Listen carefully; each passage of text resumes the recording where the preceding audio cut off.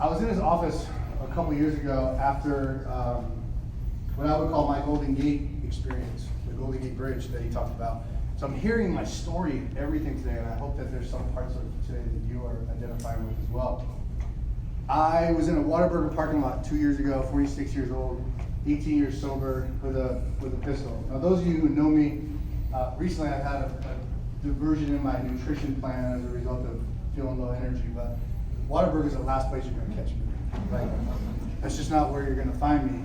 I was so desperate to change I've been studying neuroscience, I've been doing, our emotional wellness program real quick has been open a year, but I was doing cold plunge and CrossFit long before it was cool on the internet. Started doing that stuff about 10 or 12 years ago, and have just developed that process into a treatment program. But I found myself in a Whataburger parking lot knowing that if I ate enough sugar and put down enough salty, fatty foods, that I could probably change my neurochemistry.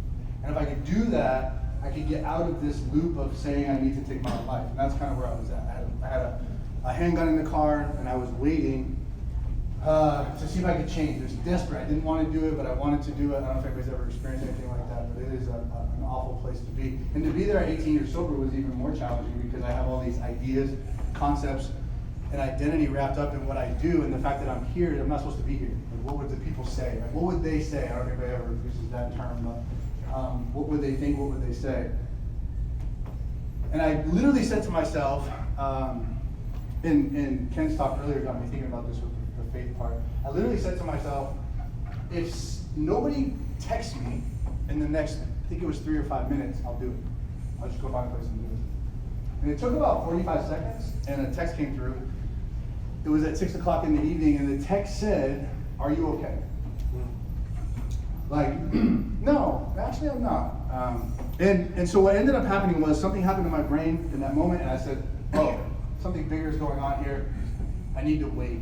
And that was the second time in my life that I found myself in that position in sobriety, coming up on 21 years in September. And I just didn't want to be there anymore. I don't ever want to go back to that place. And that spurred a series of actions that led me to find myself in Dr. Rob's office. In Dr. Rob's office, do you guys remember the flea story? Some of you weren't here, some of you guys came late, but Dr. Rob told a story about fleas. They put them in a jar, and they keep a lid on the jar, and the jar is only so high. And the fleas learn to only jump at a certain distance, right?